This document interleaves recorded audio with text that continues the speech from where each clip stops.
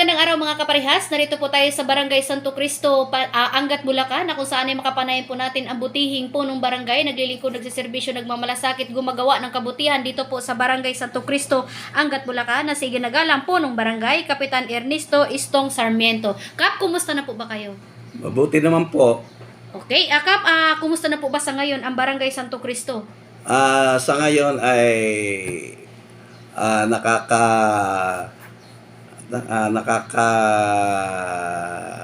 usad na. Kahit na sa dating ko dito ay malaki ang problema sa kapirahan. Ang totoo, meron pa malaking pera na unliquidated at wala akong dinat ng dito sa budget.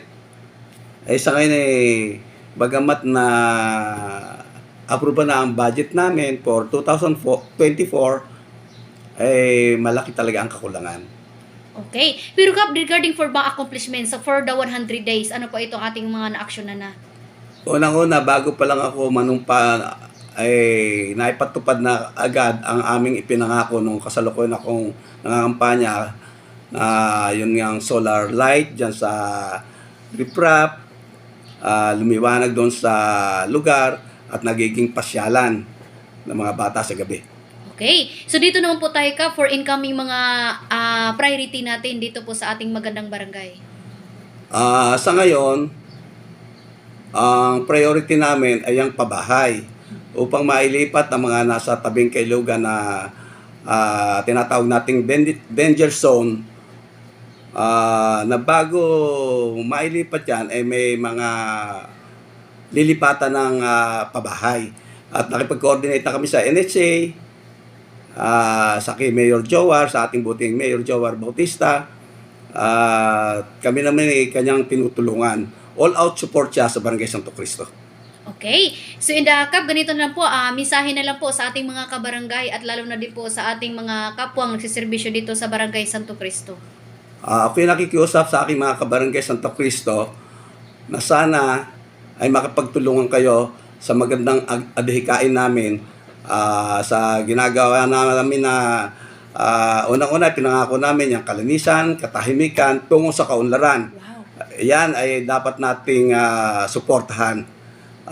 Tumasa kayo na hanggat ako ay andi dito, ang Barangay Santo Cristo ay gagawin nating ehemplo na barangay sa Bayan ng Angat. Ganon din sa aking mga kagawad na nakikipagtulungan naman, sana ay tuloy-tuloy nating gawin ang ating mga tungkuling sinumpaan. At kung dumating man ang panahon ng halalan, hindi tayo mag-aaway kung saan man kayo nakakampi. Tayo ay, ako po, ay open ako sa ganyan.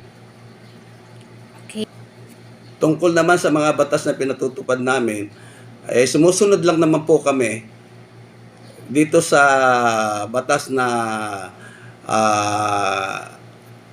pang-nasyonal at pang-lokal. Lahat po ng ginagawa naming paghigpit o pagbabawal ay naayon po sa batas. At sana ay igalang natin ang mga barangay tanod at ang lahat ng naglilingkod sa barangay, sapagkat yan po ay panay volunteerism lang. Volunteer lahat yan. Napakalilit po ng naibibigay sa kanilang mga allowances. Sana ay tuloy-tuloy kayo makipagtulungan. Okay, yan po ang mensahe ng ating butihing lingkod po ng barangay na si ginagalang po ng barangay Kapitan Ernesto Istong Sarmiento. Ayon nga po kay Kap na talagang panatilihin po ang kalinisan, kaayusan at katahimikan tungo sa kaunlaran ng ating barangay Santo Cristo, Angat, Bulacan sa pangunguna ng ating butihing kapitan. Ayan po, magandang araw po mga kaparehas. Ingat-ingat po tayo palagi. Lay Castro po ng Parehasios. Ingat-ingat po kayo, Kap, in your family. God bless us all. Maraming salamat.